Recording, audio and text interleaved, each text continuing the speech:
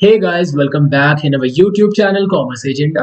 आज sample paper 5 में लेकर आया हूं, जहां हम प्रैक्टिस करने वाले हैं दोबारा से 20 एमसीक्यू, नॉट 20, 25 एमसीक्यू की प्रैक्टिस करेंगे। और ये रेलेवेंट है आपके अकाउंट्स 12th के एग्जाम्स के लिए, बोर्ड एग्जाम्स के लिए। तो चलिए शुरू करते हैं आज की वीडियो क्वेश्चन नंबर 1 से। ये हमारा क्वेश्चन नंबर 1 है और इसको सबसे पहले आप लोग खुद से सॉल्व करने की ट्राई करेंगे। एंड वीडियो पॉज करें, वीडियो क्वेश्चन को देखें, सॉल्व करें, क्योंकि इतने 4 सैम्पल पेपर में ऑलरेडी डाल चुका हूं, तो अब तक आपको एक्सपीरियंस हो जाना चाहिए क्वेश्चंस को सॉल्व करने का। और देखिए आपका आंसर क्या आता है, फिर मैच करेंगे अपने दोनों आंसर्स को। So the question number is 1। ABC partner है जिनका प्रॉफिट शेयरिंग रेशियो 5:3 है। ये एडमिट करते हैं डी को। डी भाई साहब एक नया पार्टनर है जो इस फर्म में एडमिट हो रहा है 1/5 शेयर के लिए। बिल्कुल अच्छी बात। D acquired. अब जब डी आ रहा है और 1/5 शेयर ले रहा है, तो वो एक्वायर किससे कर रहा है? एंटायरली फ्रॉम ए से। मतलब डी कोई भी सेक्रीफाइस नहीं कर रहा, समझना बात को। और सी भी कोई सेक्रीफाइस नहीं कर रहा, मतलब सारा का सारा ए भाई साहब डी को अपने हिस्से में से सेक्रीफाइस कर रहे हैं। कितना? 1/5। पूछता है न्यू प्रॉफिट शेयरिंग रेशियो निकालो तीनों का। तो देखो यार, ए है, बी है, सी है और डी है। डी का रेशियो तो हमें पता है, ये 1/5 के लिए आ रहा है। सी भाई साहब जो है वो, उनका रेशियो में कोई चेंज नहीं दिखेगा, तो उनका एज इट इज 2/, कितना है यहाँ पे, 5 3 8 और 2 10, 2/10 रहेगा। बी का जो रेशियो रहेगा वो 3/10 रहेगा, 3/10। और ऐसे ही ए का जो रेशियो है वो 5/10 है, लेकिन उसमें से 1/5 माइनस किया जाएगा, क्योंकि वो अपना हिस्सा डी भाई साहब के साथ शेयर कर रहे हैं। तो अब हम यहाँ पे सारे सॉल्व करते हैं। यहाँ पर 10 और 5 का जो एलसीएम आएगा वो 10 ही आएगा। और या फिर मैंने आपको एक ट्रिक भी बता रखी है, दोनों के बेस बराबर करो। तो यहाँ पे 5 को अगर मैं 2 से इंटू करता हूँ तो दोनों जगह नीचे 10 हो चुका होगा, ऊपर भी आपको 2 से इंटू करना पड़ेगा। तो यहाँ आएगा आपका 5 माइनस 2, जो कि फाइनल बनेगा 3/10। ठीक है। दूसरा 3/10 है ही, फिर 3/10 है ही। इस 5 को 10 बना देते हैं 2 से मल्टीप्लाई करके, क्योंकि सबके बेस यहाँ पे 10 दिखाई दे रहे हैं हमें। तो 2/10। तो रेशियो कितना आ रहा है? 3:3:2:2। कहीं पे ऐसा आंसर दिखाई दे रहा है आपको? यस। तो इसका आंसर होगा हमारा बहुत प्यारा सा बी आंसर है इसका। चलिए नेक्स्ट क्वेश्चन पे चलते हैं। आप लोग भी यार साथ साथ सॉल्व करते रहना, ठीक है? तो ही आपको अच्छी प्रैक्टिस होगी। आप सिर्फ आंसर देखने के लिए बैठे हुए हैं तो फिर बेकार है। आप पहले एक बार पेन पेपर लेकर सॉल्व करें, फिर देखें कि आपका आंसर क्या आता है और मेरा क्या आता है। तो क्वेश्चन नंबर 2। रवि, मोहन, विनोद 3 लोग हैं, इनके रेशियो 2:2:1 है। पार्टनरशिप डीड के अंदर जो इंटरेस्ट ऑन ड्राइंग है, ध्यान से पढ़ना, इंटरेस्ट ऑन ड्राइंग वो कितना है? वो 12% का है। Starting from 1 July 2023, Mohan withdraw 20,000 every month for his personal use. For the year ended, इतना interest on Mohan drawing will be charge for कितने महीने? यहाँ पे मंथ पूछा हुआ है बेसिकली। अब देखो, जब आप इंटरेस्ट कैलकुलेट करते हैं तो आप क्या करोगे? 20,000 रुपये निकाल रहा है वो जुलाई से मई, और ये साल खत्म कब होगा? मार्च में जाके। तो कितने महीने उसने ड्राइंग विड्रॉ करा? जुलाई, अगस्त, सितंबर, अक्टूबर, नवंबर, दिसंबर, जैन, फेब, मार्च, 9 मंथ, है ना? तो यहाँ पे 9 मंथ आंसर नहीं है, मैं पहले ही बता देता हूँ। 20,000 उसने विड्रॉ करा, 9 मंथ तक विड्रॉ करा।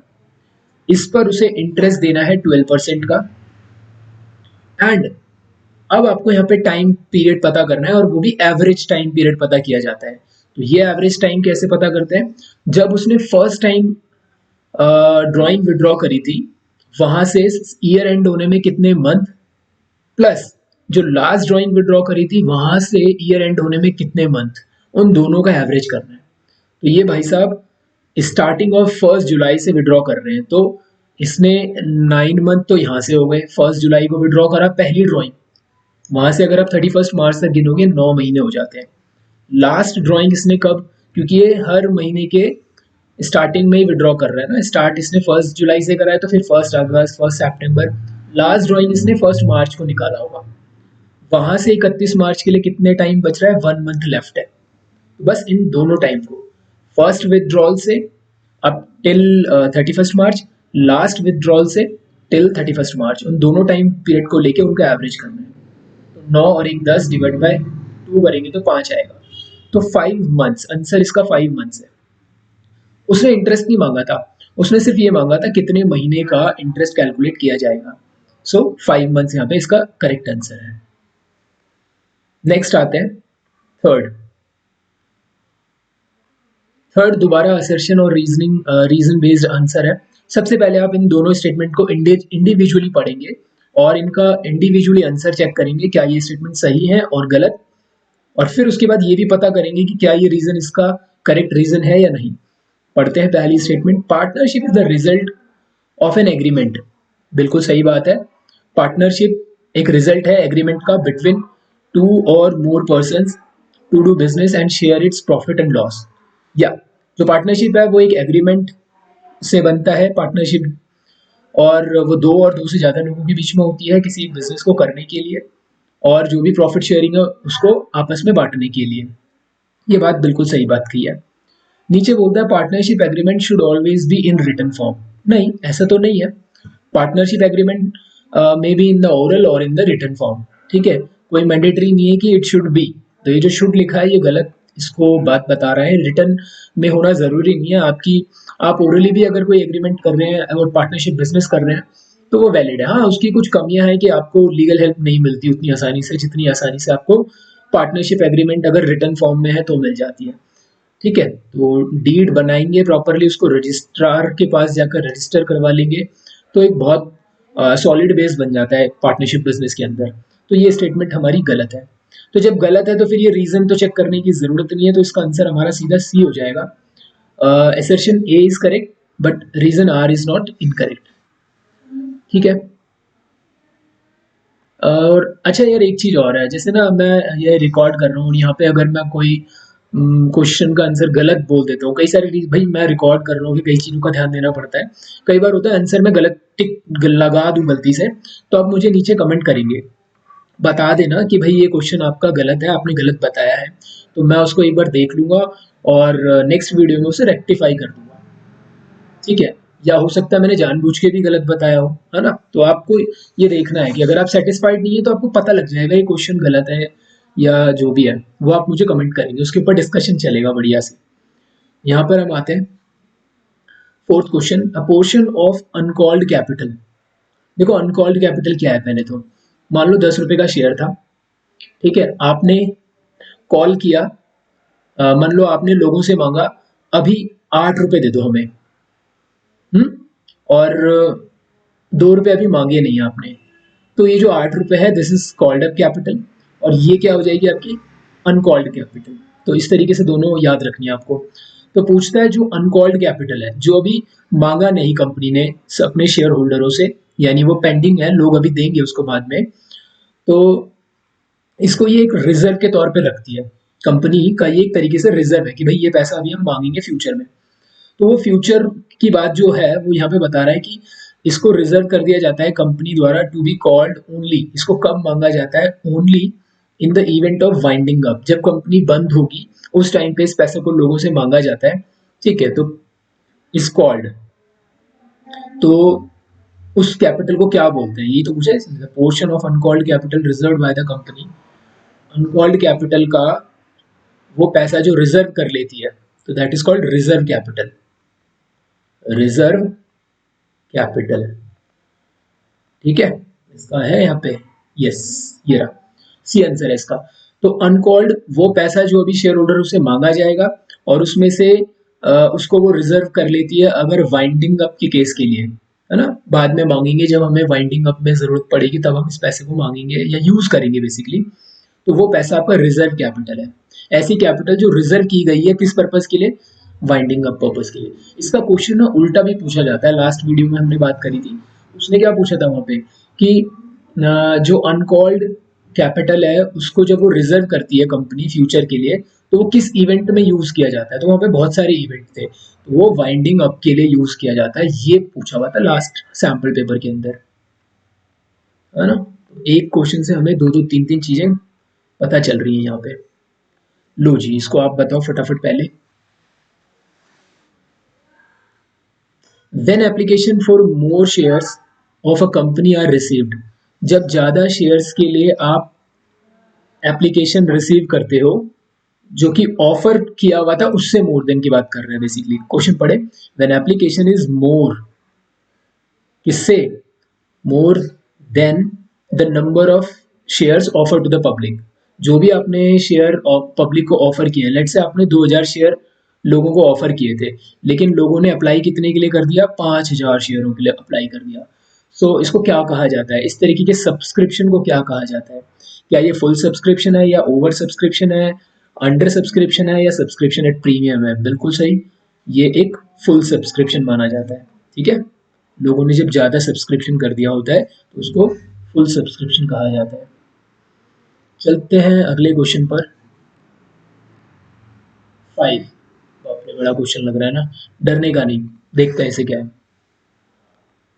बोलता है मानव, मयंक और मनीष 3 पार्टनर है जिनका रेशियो 5:2 है, और 31 मार्च 2024 को बैलेंस शीट के अंदर शो हो रहा है एक डेबिट बैलेंस 60,000 का इन the profit and loss account. ध्यान से देखना, बैलेंस शीट में, ये आपकी बैलेंस शीट है और पी एंड एल का डेबिट बैलेंस, तो पी एंड एल का डेबिट बैलेंस का मतलब ये लॉस है, तो यहाँ पे पी एंड एल इस तरफ एसेट साइड में पड़ा हुआ है आपका एक 60,000 का।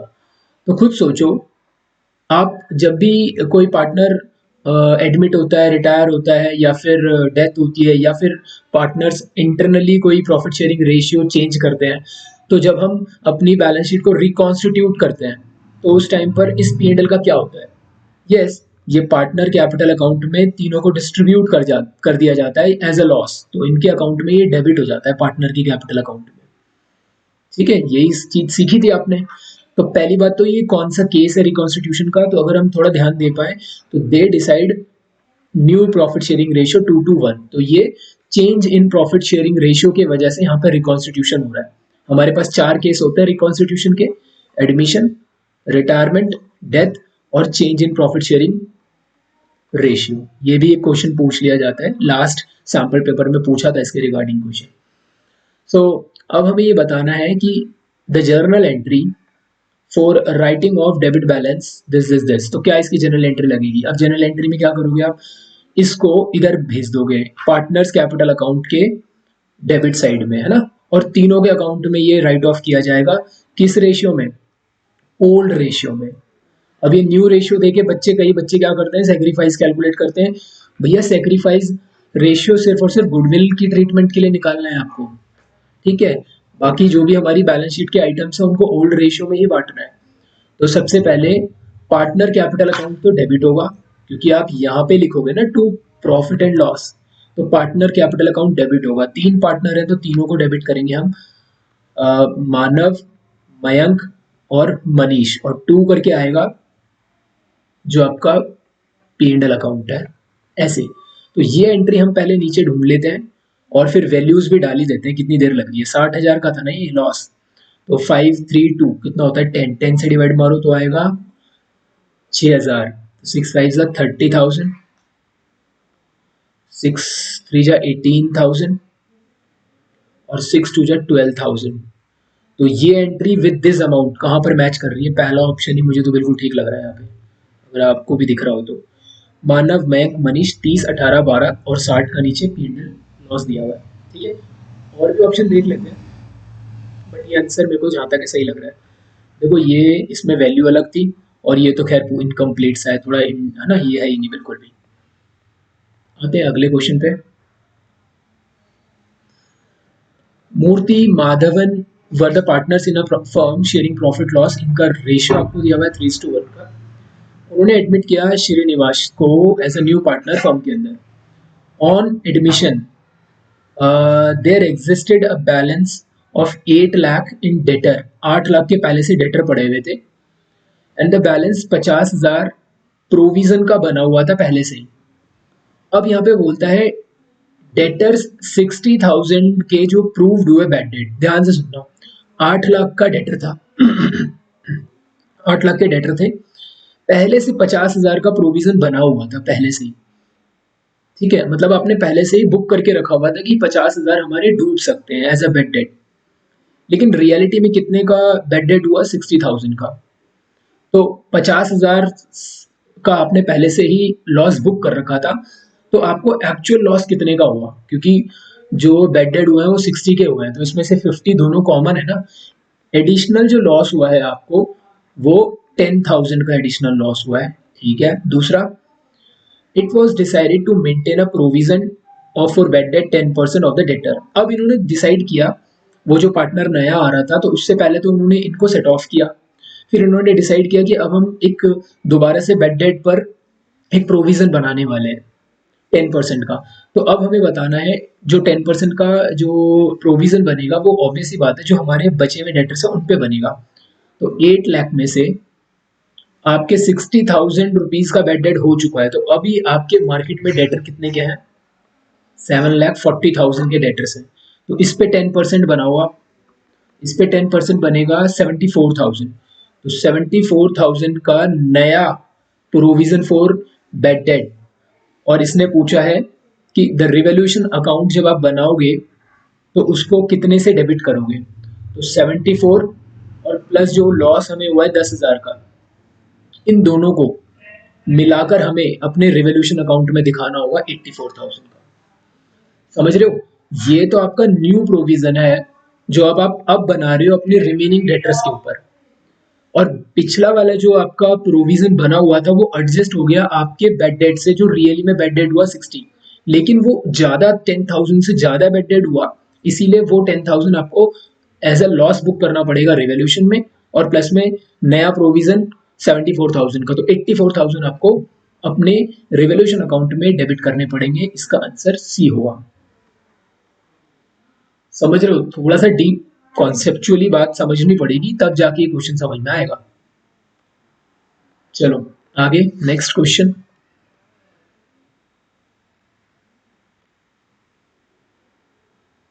ये लीजिए, क्वेश्चन नंबर 6 है। कहते हैं मानस लिमिटेड एक कंपनी है, फोरफिट करती है 600 शेयर्स बाय मिस्टेक, 10 रुपए का एक, for non payment of first call 2 rupees. Final call 3 रुपए की है, वॉज नॉट येट कॉल्ड, अभी तक मांगा ही नहीं है फाइनल कॉल का पैसा। तो देखो, फाइनल कॉल 3 रुपए की है, फर्स्ट कॉल 2 रुपए की है, तो इससे ऊपर कितना पैसा ऑलरेडी मांग चुके हैं हम लोगों से? 5 रुपए, क्योंकि टोटल शेयर की वैल्यू 10 रुपए की है। यहाँ पर वो देने में फेल हो गया, तो कंपनी ने 5 रुपए फोरफिट कर लिए होंगे। बात सही है, फोरफिट कर लिए होंगे। ये 3 रुपए तो अभी तक कंपनी ने मांगे ही नहीं है, नॉट येट कॉल्ड। ठीक है, जनरल एंट्री बताओ फोरफिटेड ऑफ शेयर की, शेयर फोरफिटेड अकाउंट में कितना वैल्यू आएगा, और वो डेबिट होगा कि क्रेडिट? तो जब आप एंट्री मारते हो तो क्या करते हो? शेयर कैपिटल टू, फायदा होता है ना आपको, तो 2 शेयर फोरफिटेड, है ना, और 2 अनपेड कॉल, जो कॉल पैसा अभी तक जिसका आया नहीं है, तो यहाँ पे अनपेड कॉल भी लिख सकते हो आप, अनपेड कॉल। तो अनपेड कॉल में जो आपका फर्स्ट कॉल है वो आता है यहाँ पे। हमसे इसने शेयर फोरफिटेड मांगा है, तो सीधा 600 मल्टीप्लाई बाय कितना लोग पैसा दे चुके थे, 5 रुपीज, तो 5 से मल्टीप्लाई करो, 6 5 30, यानी 3,000। अब 3,000 इधर भी है और इधर भी है, तो शेयर फोरफिटेड क्रेडिट होगा। आंसर इसका डी होगा, क्योंकि क्रेडिट होना चाहिए ना, शेयर फोरफिटेड की एंट्री आपको पता भी तो होनी चाहिए। ये लो जी। नेक्स्ट, श्यामला लिमिटेड परचेज करती है मशीनरी 9,50,000 में रोहिणी लिमिटेड से। ठीक है, हम अपने आप को श्यामला लिमिटेड मान लेते हैं थोड़ी देर के लिए। हमने एक मशीन खरीदी है 9,50,000 की रोहिणी लिमिटेड से। The payment was made by issuing 9% debenture 100 rupees each at a discount 5%। आपने 5% डिस्काउंट देकर उस मशीन को खरीद लिया, और मतलब 5% डिस्काउंट वाले डिबेंचर इशू करके उस मशीन को खरीद लिया, और वो डिबेंचर रिडीम जब होंगे वहां पर आप 10% का प्रीमियम भी दोगे after 4 year. The number of debenture issued in favour of the Rohini limited, कितने नंबर ऑफ डिबेंचर आप उन्हें इशू करोगे? देखो कितने की चीज ली है आपने, 9,50,000 की चीज ली है ना। आप इन्हें जो डिबेंचर इशू कर रहे हो वो 100 रुपए वाला डिबेंचर है, 5% डिस्काउंट देके यानी 95 रुपीज़ पे इशू कर रहे हो, तो 95 से एक शेयर, एक डिवेंचर 95 रुपीज़ का है, तो कितने नंबर ऑफ डिवेंचर आपने इशू करे होंगे? Yes, correct, 10,000। 10 ही आ रहा है, 95 से 95 वन बार में इन 10,000, तो ए इसका आंसर हुआ करेक्ट। ठीक है, नंबर 8 क्वेश्चन, मोहन पार्टनर ने विड्रॉ किया 80,000 रुपीज अपने बिजनेस से फॉर पर्सनल यूज के लिए, ड्राइंग निकाली है उसने, इंटरेस्ट ऑन ड्राइंग 12% का चार्ज होगा, तो आपको ये बताना है कि कितना इंटरेस्ट बनेगा। अब टाइम नहीं दिया तो 6 महीने का इंटरेस्ट कैलकुलेट करना है, ये पहली वीडियो में भी मैं ऑलरेडी डिस्कस कर चुका हूँ, इस बात को याद रखना है। तो 12% एंड 6 महीने का ये निकलेगा, तो 12×8 = 96 और उसका आधा कर दो 4800 आएगा, आप खुद कैलकुलेट करके देख लेना, आंसर विल बी 4800। ये भूल जाते हैं बच्चे 6 महीने का निकालना, ठीक है ना। If time of withdrawal is not given in the question, then we have to calculate the interest on partners drawing for 6 month, for 6 month। ये चीज आपको बिल्कुल ध्यान रखनी है, एक एवरेज टाइम 6 लेना पड़ेगा हमें वहाँ पे, ठीक, ये एजम्पशन ध्यान रखनी है आपको। अगला question, the following account is debited, इनमें से कौन सा अकाउंट डेबिट होगा for allowing interest on partner capital account. अब देखो, जब आप इंटरेस्ट देते हो अपने पार्टनर्स को, ठीक, तो क्या करते हो आप, एंट्री क्या मारते हो वहाँ पे, और ये पूछ रहा है कौन सा अकाउंट डेबिट होगा, तो यहाँ पर पार्टनर जो भी होता है उसका कैपिटल अकाउंट तो क्रेडिट हो जाएगा क्योंकि वो उसको मिल रहा है, पार्टनर कैपिटल अकाउंट तो क्रेडिट हो जाएगा। खुद सोचो, जब आप पार्टनर कैपिटल अकाउंट बनाते हो तो जब किसी पार्टनर को कोई चीज मिलती है तो वो क्रेडिट साइड में यहाँ पे हम लिखते हैं ना, बाय इंटरेस्ट ऑन कैपिटल, तो पार्टनर कैपिटल अकाउंट तो क्रेडिट हो गया, तो डेबिट क्या हुआ होगा, इंटरेस्ट ऑन कैपिटल, तो interest on capital account debit हो जाएगा। यहाँ पे आप इस तरीके से एंट्री बनेगी है, अकाउंट से एंट्री बनानी आनी चाहिए ना, ये रहा। नेक्स्ट क्वेश्चन पार्टनरशिप का है, दमन मोहित पारस 3 पार्टनर है 4:3:2 के रेशियो में, दमन भाई साहब चले गए, टाटा बाय बाय।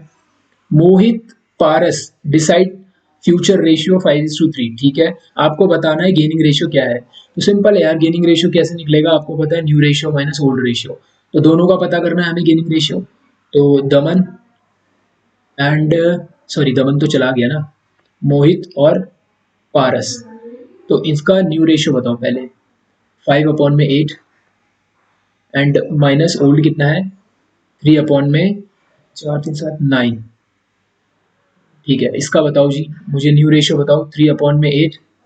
अब कई बच्चे बोलेंगे कि 3/8 कैसे ले रहे हो, तो भाई पुरानी वीडियो देखो पहले आप, ठीक है, डे 1 से कनेक्टेड रहो, मजा आएगा, अब मैं बार बार इतनी डिटेल नहीं लेकर जाऊंगा।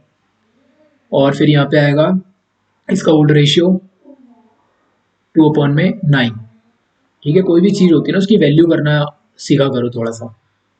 बताओ यहाँ पे 8×9 = 72, इसका एलसीएम आ जाएगा, तो यहाँ पे 9×5 = 45 और -8×3 = 24, इसको घटाओ जरा, तो ये आएगा 1 और ये 2, 21/72, ठीक है। अब देखो मैं नीचे वाला सॉल्व ना भी करूँ तो मुझे 21 यहाँ दिखाई दे रहा है, बट पंगे मत लो, आप कर ही लो तो बेटर रहेगा।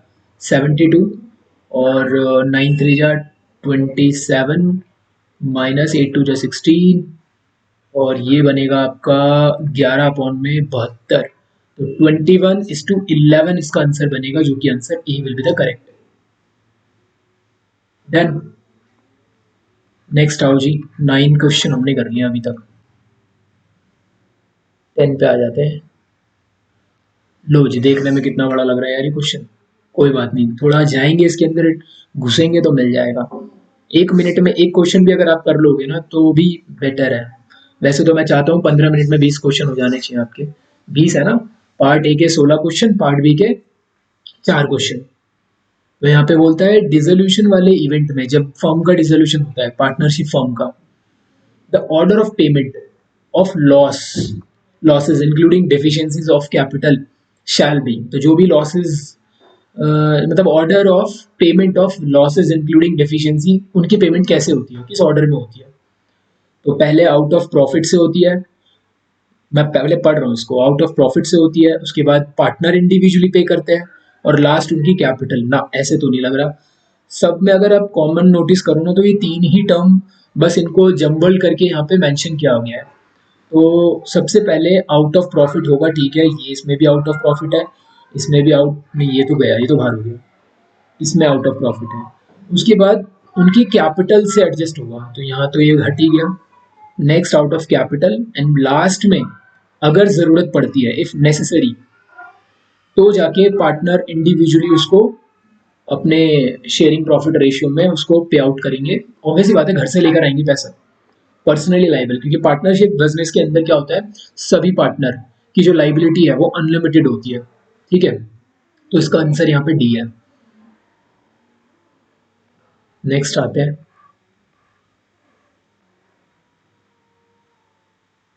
11th। अशोक अविनाश भाई साहब दो हैं जिनकी फॉर्म है 3:2 के रेशियो में। 1 अप्रैल 2023 को उनकी जो कैपिटल है वो 10 लाख और 15 लाख है, अच्छी बात है। After the account for the year ended 31 March prepared, it was discovered, उनको कुछ पता चला कि इंटरेस्ट ऑन कैपिटल 10% का not credited to the partner capital account before distribution of profit. देखो भाई, पार्टनर को इंटरेस्ट ऑन कैपिटल दिया जाना चाहिए था एज अ डीड, लेकिन वो भूल गए या कुछ भी हुआ, बट डिस्ट्रीब्यूट नहीं हुआ प्रॉफिट बांटने से पहले, मतलब जो भी प्रॉफिट रहा होगा वो सारा ऐसे ही बांट दिया, ठीक है। तो had the interest on capital been duly provided, अगर इंटरेस्ट ऑन कैपिटल दिया जाता तो फर्म का डिविजिबल प्रॉफिट वुड हैव, तो उसका जो प्रॉफिट है डिविजिबल प्रॉफिट वो क्या होगा। अब डिविजिबल प्रॉफिट क्या है पहले ये देखो, ये आपका P&L एप्रोप्रिएशन अकाउंट है, यहाँ पे आपका नेट प्रॉफिट है जो भी आपने इस फॉर्म से बनाया होगा, उसमें से आप एप्रोप्रिएशन वाले आइटम्स हटाओगे, जैसे इंटरेस्ट ऑन कैपिटल, सैलरी, है ना, ये सब चीजें, और फिर लास्ट में डिविजिबल प्रॉफिट आता है जिसको आप पार्टनरों में डिस्ट्रीब्यूट करते हो। अब इन्होंने इंटरेस्ट ऑन कैपिटल बिना दिए उस प्रॉफिट को बांट दिया, तो ये बताओ कि अगर वो उसको देते तो आपका डिविजिबल प्रॉफिट क्या होगा। तो अब यहाँ पे प्रॉफिट तो रियल में वैल्यू तो दी नहीं है, इंक्रीज होता है या डिक्रीज होगा ये बताना है। तो अगर यहाँ पे कोई मान लो 1 लाख का प्रॉफिट है और लेट से 20,000 रुपए का इंटरेस्ट ऑन कैपिटल अगर हम यहाँ पे डालेंगे, तो आपका जो प्रॉफिट है वो डाउन हो जाएगा, डिविजिबल प्रॉफिट रिड्यूस हो जाएगा। तो रिड्यूस वाले यहाँ पे दो आंसर है, 1 और 2। अब हमें पता करना है कि इंटरेस्ट ऑन कैपिटल है कितनी, क्योंकि वो उतने से रिड्यूस होगा। तो 10 लाख का 10% 1 लाख, 15 लाख का 10% 1.5 लाख, तो 1,50,000 और 1 लाख दोनों मिलाएंगे 2.5 लाख, तो आंसर इसका ए बनेगा। ऐसे आंसर करना है आपको, ठीक है। आते हैं अगले क्वेश्चन पे। ये क्वेश्चन यार बहुत बार आ गया, ये 12 वाला जो आ रहा है ना, मतलब अलग अलग तरीके से। जैसे यहाँ पे पूछ रहा है इनमें से कौन से डिबेंचर हैं जिनके ट्रांसफर करने से ही डिलीवर्ड माना जाता है, या डिलीवर्ड उल्टा बोल गया मैं, which can be transferred by way of delivery. यानी ट्रांसफर का मतलब क्या होता है, मान लो हमारे पास कोई भी एसेट है या कोई प्रॉपर्टी है, तो हम मान लो कोई जमीन है मेरे पास या प्लॉट है, एक फ्लैट है मेरे पास, तो मैं उसे जब किसी और को दूंगा तो मुझे वहाँ पे कुछ कागजी कार्रवाई भी करनी पड़ेगी, है ना, मुझे SDM ऑफिस जाके रजिस्ट्री करवानी पड़ेगी। तो रजिस्ट्री करवाकर वहाँ पे गवर्नमेंट के डेटा में लिखा जाएगा कि मिस्टर ए अपने इस फ्लैट को बेच रहे हैं, मिस्टर बी को बेच रहे हैं, ऐसे उस पेपरों में नाम चेंज हो चुका होगा। लेकिन ऐसे ही केस कुछ डिबेंचर की में भी आपको ऐसे केस देखने को मिलते हैं, जैसे ये रजिस्टर्ड डिबेंचर है, ये तो वो है जहां पर आपको ये कागजी कार्रवाई करनी पड़ती है, जहां पे कंपनी अपने डिबेंचर्स होल्डरों की सारी की रिकॉर्ड कीपिंग्स अच्छे से करती है कि हमारा डिबेंचर्स हमने किसको इशू किया था, ए को, फिर ए ने किसको दे दिया बी को, फिर बी ने किसको दे दिया सी को। ये तो रजिस्टर्ड डिबेंचर हो गए। लेकिन क्या होता अगर मान लो मेरे पास फ्लैट है और मुझे किसी बी पर्सन को उसको देना है, बिना कागज के मैं डायरेक्टली उसको डिलीवर कर दूं, ले भाई चाबी पकड़ और आज से फ्लैट तेरा, तो वो हमारी क्या हो जाएंगी, बेयरर प्रॉपर्टी हो जाएंगी। तो यही हमारे डिबेंचर के केस में होगा। उन डिबेंचर को आप क्या बोलोगे, बेयरर डिबेंचर्स बोलोगे। बेयरर डिबेंचर्स मतलब जहां पर आपको रिकॉर्ड्स करने की जरूरत नहीं है, जो भी आपके होल्डर्स के डिटेल्स हैं कि आपका जो डिबेंचर होल्डर है उसका नेम क्या है, क्या एड्रेस है, वो सारी चीजें आपको रिकॉर्ड करने की जरूरत नहीं है किसी भी रजिस्टर के अंदर। So that is called the bearer debentures. Next हम देखते हैं 13th question. 13th question company से ही आ रहा है ये। तो मैंने आपको ऊपर वाले क्वेश्चन में ना थोड़ा टाइम लेके रजिस्टर्ड बेयरर भी बता दिया, रिडीमेबल सिक्योर्ड ये ऑलरेडी मैं डिस्कस कर चुका हूँ पीछे वीडियोस में। 13 पे आते हैं। जावा लिमिटेड फोरफिट करती है 600 शेयर्स, ठीक है, 100 रुपये का ईच है, 80 कॉल्ड अप है। अब ध्यान से देखना, 100 रुपये का शेयर है, 80 कॉल्ड अप है, मतलब 20 अभी मांगा नहीं है, 20 रुपीज अनकॉल्ड है। तो 80 रुपये मांगे थे, जिसमें से नॉन पेमेंट एक भाई साहब फर्स्ट कॉल का पैसा नहीं दे पाए, 20 रुपये देने में फेल हो गए। अब सोचना, आपका शेयर 100 रुपये का है, आपने 80 रुपये मांगे हैं अभी, मतलब 20 रुपये तो अभी मांगे ही नहीं है, this is the final call, ये तो मांगे ही नहीं है अभी। और ये भाई साहब फर्स्ट कॉल देने में फेल हो गए, तो इसने दे कितने चुका था ये? तो 60 रुपीज दे चुका होगा एप्लीकेशन और अलॉटमेंट के नाम से, ठीक है। 60 रुपीज ये ऑलरेडी दे चुका होगा अलॉट एप्लीकेशन और अलॉटमेंट के नाम से। These share were issued at 90 fully paid up. अब ये शेयर 90 रुपीज पे इशू किए गए, 100 रुपए का शेयर था, 90 पे इशू किए गए, 10 रुपए नुकसान पे। तो आपको बताना है कैपिटल रिजर्व में कितना वैल्यू आएगा। तो कैसे निकालोगे? शेयर फॉरफिटेड की वैल्यू पता करनी होगी। तो आपने 600 शेयर पर कितना फॉरफिट कितना किया? 60 रुपीज। तो 600 शेयरों पे 60 रुपीज के हिसाब से 36,000 कंपनी का फायदा है ये, ठीक है। उस भाई साहब ने, जिसने ये 600 शेयर लिए हुए थे, उसने 60 रुपए ऑलरेडी कंपनी को दे चुका था, 20 रुपए देने में वो फेल हो गया, लास्ट के 20 रुपए तो कंपनी ने मांगे ही नहीं थे। तो ये सेटअप पहले बनाना आपको आ जाना चाहिए। तो ऐसे में उन 600 शेयरों पे कंपनी को कितने का बेनिफिट हुआ? 36,000 का।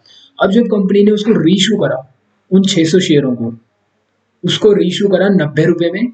अगर मैं नुकसान की बात करूं तो मुझे 6,000 रुपए का नुकसान हो रहा है, 6,000 का नुकसान, ठीक है जी। तो एक जगह आपको फायदा हुआ, एक जगह आपको नुकसान हुआ, तो नेट नेट आपका जो फायदा है वो कैपिटल रिजर्व में चला जाता है, जो कि कितना आएगा? 36,000 में से 6,000 घटा दो 30,000। इसको आप कहाँ दिखाते हो? This is the capital reserve. अच्छा, एक वर्ड अभी आया था पिछले 1-2 क्वेश्चन पहले, रिजर्व कैपिटल, वो एक अलग चीज थी, कैपिटल रिजर्व अलग चीज है। तो इसका आंसर बनेगा आपका बी।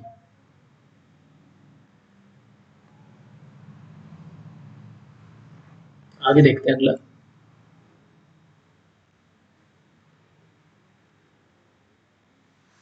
ये लीजिए 14th क्वेश्चन, 16 क्वेश्चन करने में पार्ट ए के। तो 14 नंबर पे आ गए हम। उमा वीना दो पार्टनर है, 4:5 रेशियो है, और यार बहुत हैंग कर रहा है यार सिस्टम।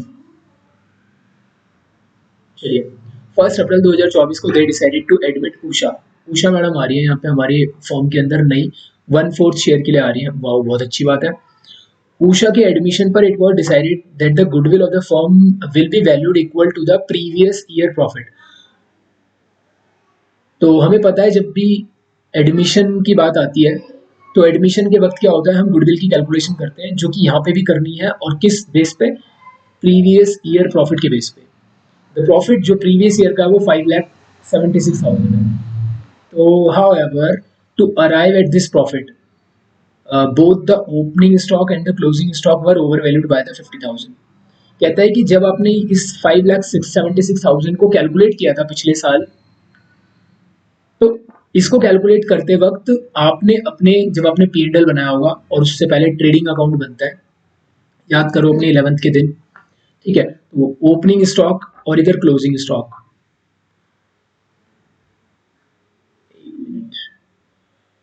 ये लीजिए, ये क्लोजिंग स्टॉक, दोनों के दोनों आपने एक्स्ट्रा लिख दिए, ओवर वैल्यूड कर दिए 50,000 से।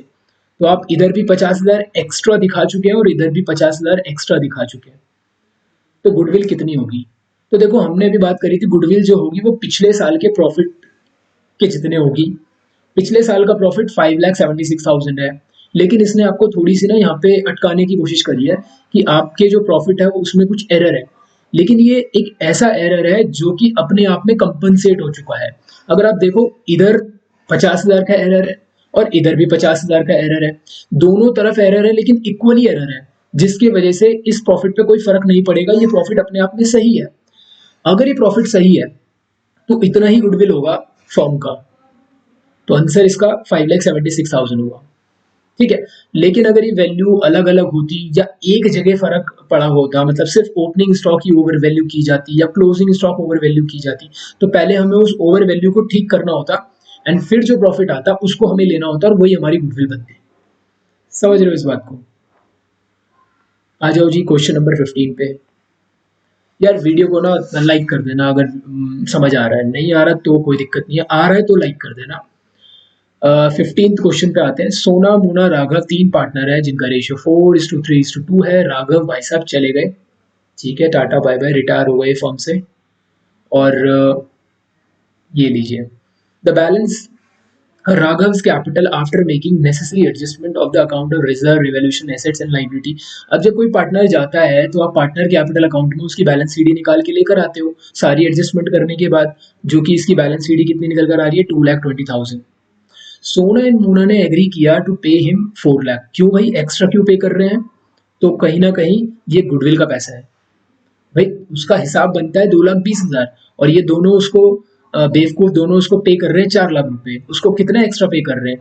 उसको पे कर रहे हैं 1,80,000 एक्स्ट्रा पे कर रहे हैं, तो दिस इज द गुडविल। लेकिन क्वेश्चन में मांगा क्या है पहले ये देखते हैं। बोलता है Raghav share of goodwill in the firm. तो राघव का गुडविल, राघव का फर्म की गुडविल में क्या शेयर है? तो 1,80,000 इसका आंसर है, तो पहले ही निकल गया हमारा, बी इसका आंसर करेक्ट हुआ। ठीक है, नेक्स्ट देखते हैं। 15 जो इसका चॉइस में, देखो ये और लिखा हुआ है, चॉइस वाले क्वेश्चन है, याद रखना, मैं एक्स्ट्रा करवा रहा हूँ आपको एज अ बोनस। तो आप करीबन एक एमसीक्यू के अंदर यहाँ पे 25 क्वेश्चन प्रैक्टिस करके जाते हैं, अगर आप नोटिस कर रहे होंगे तो इस बात पर एक लाइक तो बनता है। गिरी श्याम 2 पार्टनर हैं जिनका रेशियो 3:2 है, ठीक है। उनकी कैपिटल आपको गिवन है 1,60,000 एंड 1,00,000 रुपीज का। हेमा एडमिट हो रही है यहाँ पे, आ जाओ जी हेमा, आप भी हमारी फॉर्म में आ जाओ, 1/5 शेयर के लिए आ जाओ। और हेमा लेकर आ रही है 1,50,000 कैपिटल। गुडविल बताओ हेमा का। तो आपको ये भी हम कई बार डिस्कस कर चुके हैं, ये होता है फायदा अगर आप रेगुलरली वीडियोस देख रहे हो ना, तो ये चीज पहले हम अच्छे से डिस्कस कर चुके हैं। गुडविल अगर गिवन नहीं है एडमिशन के केस में तो हम वहाँ पे कैसे गुडविल निकालेंगे? तो हम पहले फॉर्म की वैल्यू निकालेंगे, मार्केट वैल्यू। तो ये मैडम 1,50,000 रुपये लेके आ रही है 1/5 के लिए, ठीक है। तो ये देखो, ये जो एक्चुअली हुआ क्या होगा ना, एक फर्म की वैल्यूएशन होगी बाहर मार्केट में, ठीक। अब कोई जब आना चाहता है तो वो जितने हिस्से के लिए आएगा उतनी वो पहले कैपिटल लेकर आएगा। तो मान लो फर्म की वैल्यू कुछ है, हमें नहीं पता कितनी है, उसका 1/5 ये लेकर आया 1,50,000 रुपए। तो अब हमें इस इक्वेशन से ये पता लग जाएगा कि हमारी मार्केट में फर्म की क्या वैल्यू है। तो अगर हम इसको रेसिप्रोकल कर दें तो हम इस सर्कल की वैल्यू पता कर लेंगे। तो ये आएगी आपकी, सर्कल की वैल्यू कितनी आएगी, ये जो सर्कल है हमारी फर्म की वैल्यू, ये आएगी 15×5 = 75, 7.5 लाख, 7,50,000 आएगा, ठीक है। मार्केट में हमारी फर्म की जो कैपिटल है, फर्म की वैल्यू, बेसिकली कैपिटल फर्म की वैल्यू होती है, वो 7,50,000 है। लेकिन हमारी बुक्स में, हमारी बैलेंस शीट के हिसाब से, यानी जो हम बुक्स मेंटेन कर रहे हैं वहां पे हमारी बिजनेस के अंदर जो कैपिटल है या बिजनेस की वैल्यू वो कितनी है, तो तीनों पार्टनर की कैपिटल को ऐड कर लेते हैं। 1,60,000, 1,00,000 और जो नया आया 1,50,000 वाला, तीनों को मिलाओ, 1 2 3 4, 4,10,000, 4,10,000। सोचो हमारी बुक्स में हमारी बिजनेस की वैल्यू 4,10,000 है, लेकिन मार्केट में वो 7,50,000 की है। तो मार्केट में इतना ज्यादा क्यों है? ऐसी क्या हमारे बिजनेस में बात है जो लोग बाहर उसकी वैल्यूएशन ज्यादा करके बैठे हुए हैं? So the difference will be goodwill. तो वो जो बात है वो बेसिकली वही गुडविल है। तो डिफरेंस निकाल लो कितना एक्स्ट्रा बाहर मार्केट में हमारी बिजनेस की वैल्यू है। तो ये आएगा, पहले इसको 4.5 तक लेकर जाओ, 40,000 और 3,40,000 इसका आंसर बनेगा, सी आंसर है इसका, ठीक है जी। लास्ट क्वेश्चन पार्ट ए का,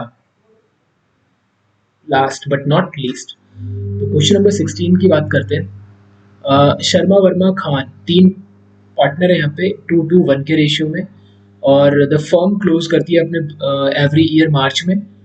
31 दिसंबर को खान डेड, बाप रे, ठीक है, खान यहाँ पे डेड कर रहे हैं, और Khan share in the profit of firm till the date of death was to be calculated on the basis of profit of the previous year. तो अब खुद सोचो, ये आपका ईयर है और इसमें जो इनकी डेथ हुई है वो हुई है आपकी दिसंबर, यहाँ दिसंबर 31 दिसंबर को। और अब मुझे बताओ ये कंपनी में इन्होंने कितने महीने काम किया, तो अप्रैल मई जून जुलाई अगस्त सितंबर अक्टूबर नवंबर दिसंबर, 9 मंथ्स काम किया होगा। तो 9 मंथ्स का इनको हिस्सा मिलेगा ना बेसिकली, जिसको आप पी एंड एल सस्पेंस से दिखाते हो। तो वो इस इतने महीने का प्रॉफिट जो कैलकुलेट करना है वो प्रीवियस ईयर के प्रॉफिट के बराबर हुआ, वो ऐसा बताया जा रहा है। ठीक है, नॉट इतने महीने का, क्योंकि देखो यार, आपको इस ईयर का प्रॉफिट कब पता चलेगा, साल के लास्ट में पता चलेगा, जब आप अपना पी एंड एल बनाएंगे तभी पता चलेगा। लेकिन उसकी डेथ जो है बीच में हो गई, तो ऐसे केस में क्या होता है, बीच में डेथ होने से यहाँ पे क्वेश्चन में बोला हुआ है कि इस साल का प्रॉफिट वही होगा जो पिछले साल का था, जो कि 6 लाख का है। ठीक है, इसको लेते हुए हम इसका 9 महीने का प्रॉफिट पता करते हैं, हिस्सा पता करते हैं। तो 6 लाख जो है वो प्रीवियस ईयर का प्रॉफिट है। हम इसको 9 मंथ का पता करेंगे। देखो पहले डिवाइड मारो 12 से, तो 1 महीने का आ जाएगा, 9 से मल्टीप्लाई करो तो 9 मंथ्स का आ जाएगा। ये फर्म का प्रॉफिट आया है 9 महीने का। अब जो पर्सन जा रहा है उसका पता कर लेते हैं। तो यहाँ पे खान डेड हुआ है तो 1/5, 1/5। ऐसा करने से ये बनेगा आपका 12, 60, 0000, 6 लाख। 12 से डिवाइड मारूंगा तो 50,000 आएगा, और ये 10,000 आएगा, 90,000 बनेगा जी। इसका मैंने कैलकुलेट कर लिया, आप भी कैलकुलेट कर लेना, 90,000 बनेगा। तो अभी खान को 90,000 मिलेगा, तो जब पार्टनर को कुछ मिलता है तो वहां पे हम उसका अकाउंट क्रेडिट करते हैं। ठीक है, पार्टनर नाम क्या है इसका, खान, तो खान कैपिटल तो क्रेडिट हो जाएगी। और 2 में क्या आएगा, P and L suspense account. ठीक है, P and L suspense account कितने से, 90,000 से। दोनों वैल्यू जो है 90,000 से रहेंगी। ठीक है, यहाँ पर Khan capital account will be debited, नहीं डेबिट तो होगा नहीं। Profit and loss account debit होगा 90,000 से, और खान की जो कैपिटल है वो क्रेडिट होगी। तो बी इसका आंसर करेक्ट होना चाहिए।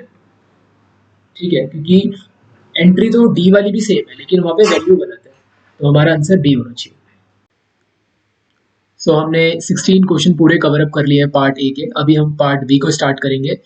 और जैसे कि मैं हर बार आपको बताता हुआ आया हूँ कि सेकंड पार्ट आपका 27th नंबर से शुरू होता है, तो हम डायरेक्टली वहीं पे जंप करेंगे। और पेपर में भी ये स्ट्रेटजीज आपको आनी चाहिए।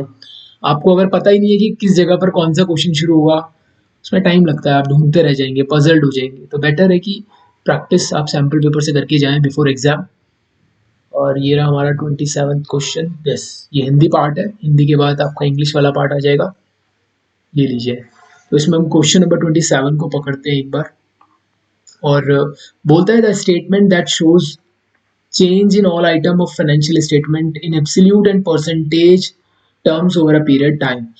अगर आपने थर्ड बुक अच्छे से पढ़ी है तो आपको पता है कि जो हम चेंजेस दिखाते हैं, है ना, एब्सोल्यूट टर्म्स में और परसेंटेज चेंज टर्म्स में, वो इनमें से किस स्टेटमेंट के अंदर, किस टूल ऑफ एनालिसिस के अंदर दिखाया जाता है।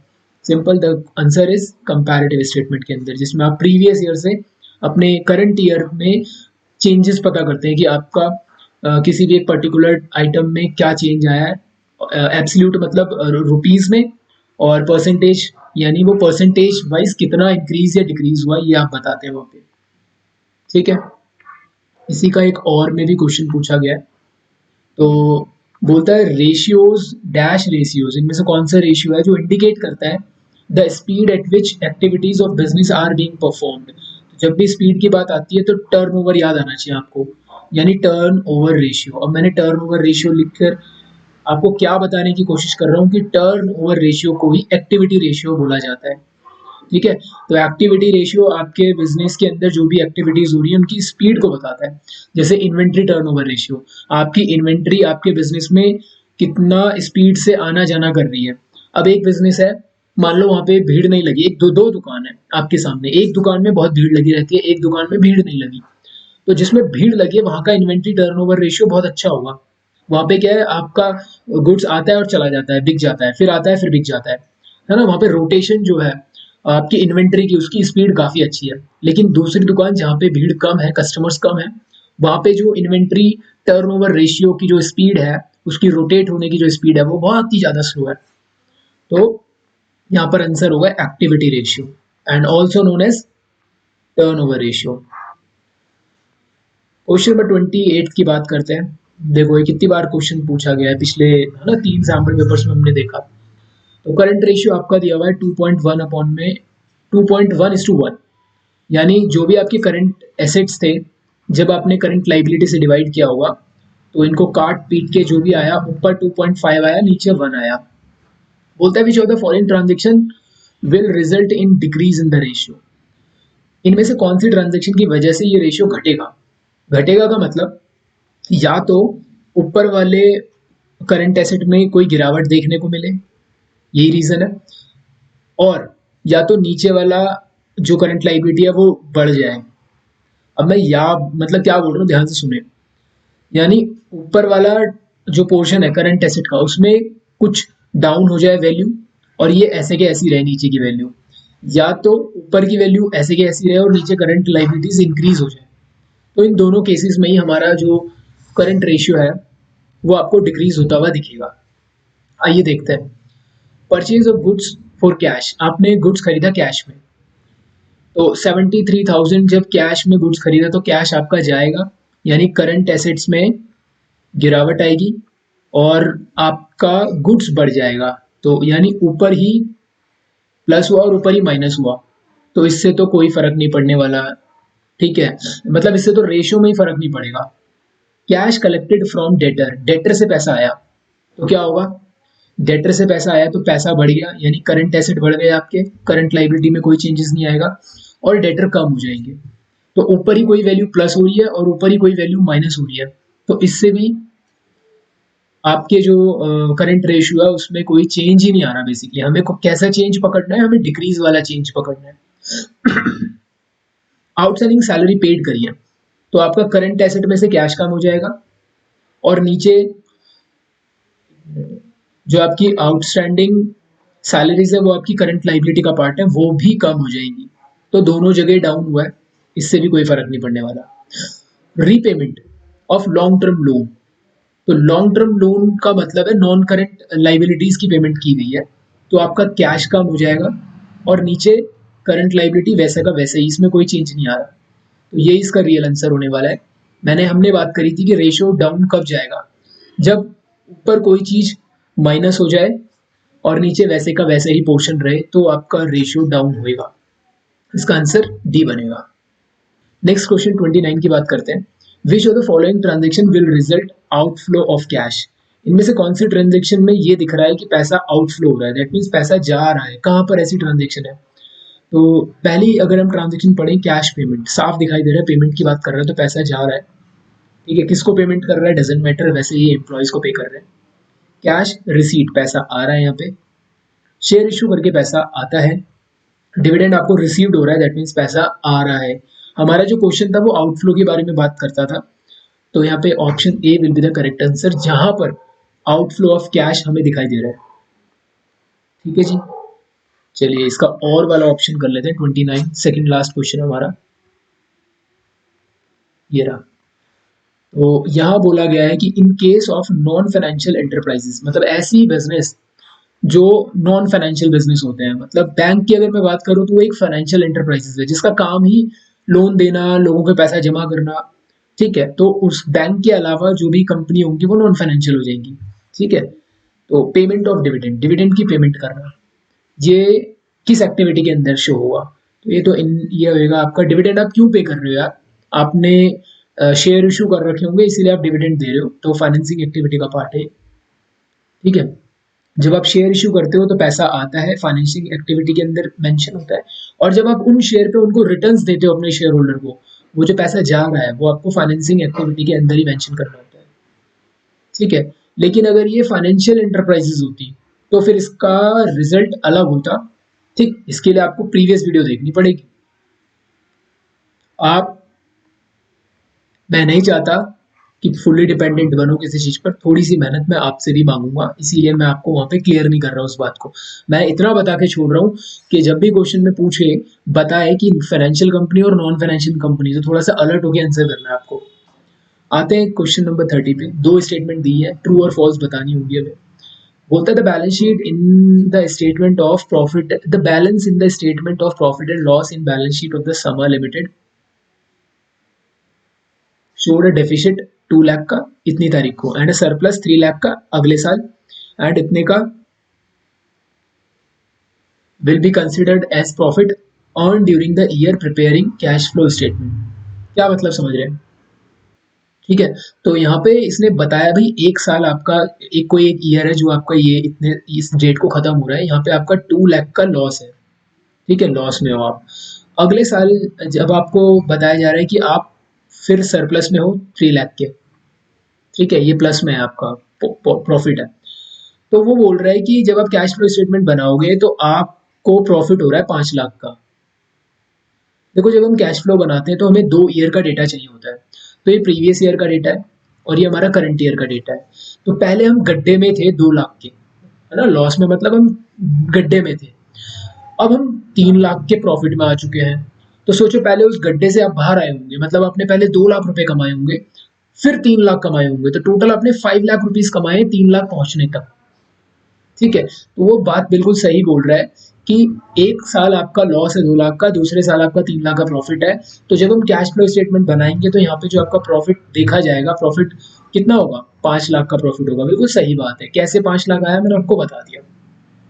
स्टेटमेंट नंबर 2, इस वाले ईयर में 31 मार्च 2023 वाला ईयर मतलब 22-23 वाले ईयर में, ठीक है, goodwill account of zeta limited show करती है बैलेंस 4 लाख का। ठीक है, एंड जस्ट अगले वाले ईयर में वो बैलेंस 5 लाख का दिखाई दे रहा है। पहले 4 का था, यानी गुडविल की बात कर रहा है ये। पहले ईयर में 4 लाख है और अगले वाले ईयर में ये वैल्यू 5 लाख है। तो 1 लाख रुपए, ये फुल स्टॉप के बाद है, 1 लाख रुपए will be considered as goodwill acquired during the year. तो अब खुद सोचो, आपका कोई एसेट है बैलेंस शीट के अंदर, पहले पिछले साल 4 लाख का था और अब इस साल वो 5 का हो गया, मतलब 1 लाख का बढ़ गया, मतलब आपने परचेज किया गुडविल। समझ रहे हो बात को? आपने और उसे खरीदा है, तभी तो वो एसेट आपका इंक्रीज हुआ है 1 लाख का। ठीक है, और यहाँ पे क्या बोल रहा है कि 1 lakh will be considered as goodwill acquired during the year for preparation of cash flow statement. जिस साल आप यहाँ पे इस वाले साल में आप कैश फ्लो स्टेटमेंट बना रहे हैं, तो आप इस चीज को कैसे दिखाएंगे? 2 साल का जब आपको गुडविल का डेटा दिया है 4 लाख 5 लाख, मतलब आपने और एक्वायर किया है गुडविल कितने का, 1 लाख का। तो ये बात बिल्कुल सही है। तो बोथ स्टेटमेंट यहाँ पे करेक्ट होने वाली है। देखते हैं इसमें आंसर कहाँ है। Both statement is true. Option A 30th जो लास्ट क्वेश्चन है उसका ऑप्शन ए वहां पे करेक्ट होने वाला है। तो हमने सारे क्वेश्चन कर लिए हैं एक एक करके और होपफुली आपको सारे क्वेश्चन समझ में आ रहे होंगे और आप वीडियो एंड तक देख रहे होंगे, ऐसी भी मैं आशा करता हूँ आप सभी से। वीडियो में कमेंट करके मुझे बताना आपको और किस तरीके के वीडियोस चाहिए होंगी। मतलब अगर कोई टॉपिक आपको पर्टिकुलरली नहीं आता, कैश फ्लो स्टेटमेंट या रेशियो या फिर कंपनी अकाउंट अभी आपने प्रिपेयर नहीं किया है या फिर पढ़ा है लेकिन आप थोड़ा डाउट में है, आपको उस पर एक पर्टिकुलर वीडियो चाहिए, तो आप मुझे बोल सकते हैं, मैं आपके लिए उसको उस सेशन को एक अलग से रिकॉर्ड करके आपके लिए यहाँ पे अपलोड करूंगा। फिलहाल आज हमने सैम्पल पेपर 5 कंप्लीट कर लिया है, हमें 20 सैम्पल पेपर तक पहुंचना है एग्जाम से पहले। देखते हैं हम पूरा कर पाते हैं कि नहीं कर पाते। आप लोगों का साथ चाहिए होगा, वीडियो को लाइक कर देना ताकि ये और बच्चों तक भी पहुंच सके और प्यारा सा कमेंट जरूर करना। मिलेंगे नेक्स्ट वीडियो में। Till then keep practice, take care, bye bye, signing of.